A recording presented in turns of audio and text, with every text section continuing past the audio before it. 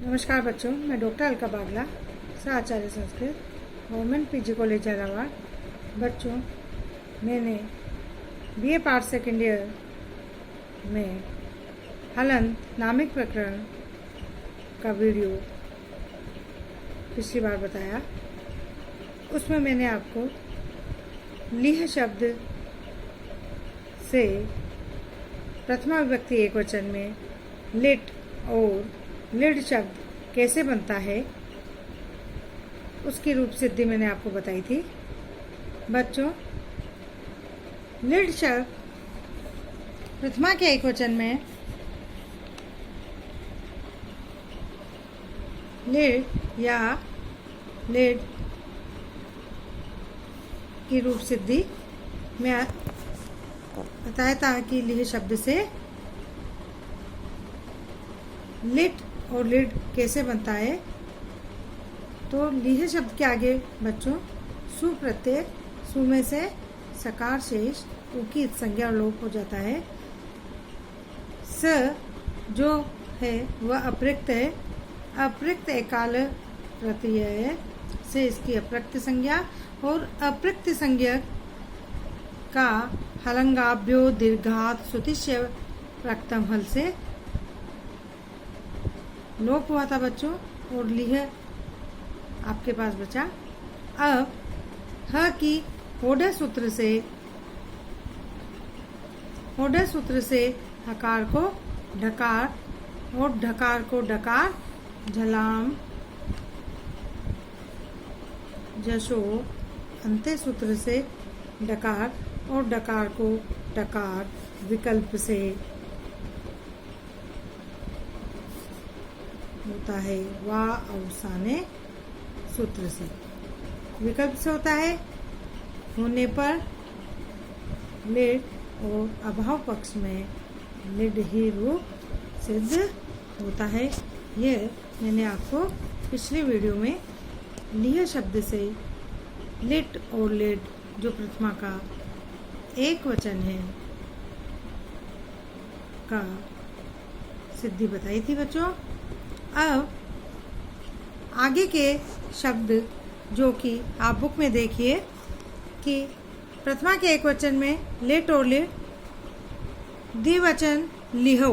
अब बच्चों लिहौ, लिह शब्द से सु औजस औ प्रत्यय, औ संयुक्त करने पर लिहौ, संयुक्त करने पे बच्चों लिहौ बना।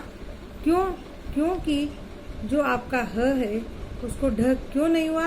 क्योंकि बाद में झल परे नहीं है और अवसान भी नहीं है, अर्थात या तो झल परे हो या कुछ भी न हो, तो ही होडर सूत्र से हकार को ढकार आदेश होता है।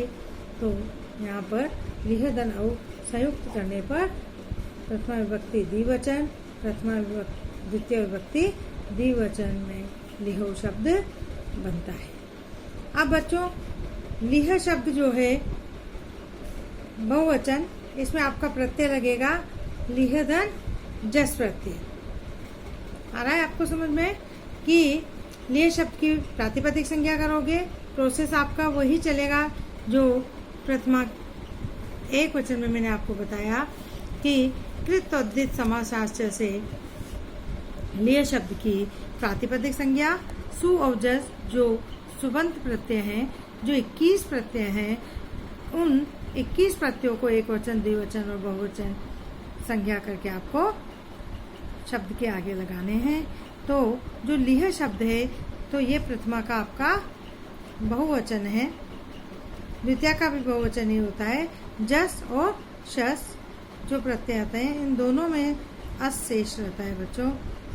ज की संज्ञा हो जाती है चुटु सूत्र से, प्रत्यय के आदि में स्थित चुटु, ये आपका फर्स्ट ईयर का सूत्र है। तो ये च वर्ग में है, तो च वर्ग की संज्ञा चुटु सूत्र से होती है बच्चों।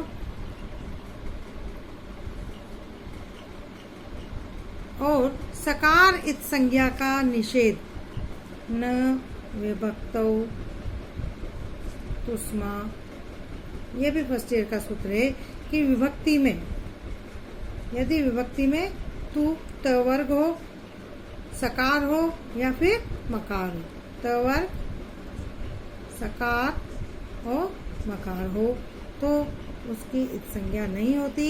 इसलिए यहाँ पे जकार की संज्ञा हो गई चूटू से, और स की इत संज्ञा का निषेध न विभक्त हो दुष्मा से, तो आपके पास बचता है अस, और सस्मय से भी अस, श की लश्कर तद्धित से होगी, इसलिए अस शेष रहता है।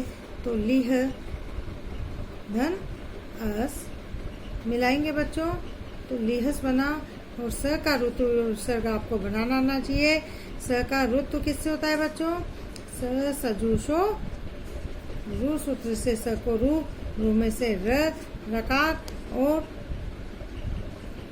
खरवसानयोर विसर्जनीय सूत्र से र का विसर्ग होकर बना लिह।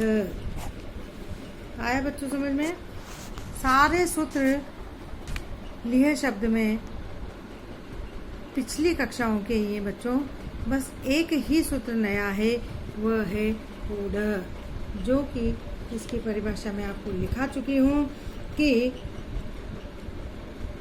झल परे होने पर पद के अंत में स्थित ह के स्थान पर, पदांत हकार के स्थान पर ढकार आदेश होता है यदि बाद में झल परे हो या फिर हकार पदांत हो या फिर कुछ भी ना हो, तो आकार को डकार आदेश हो जाता है।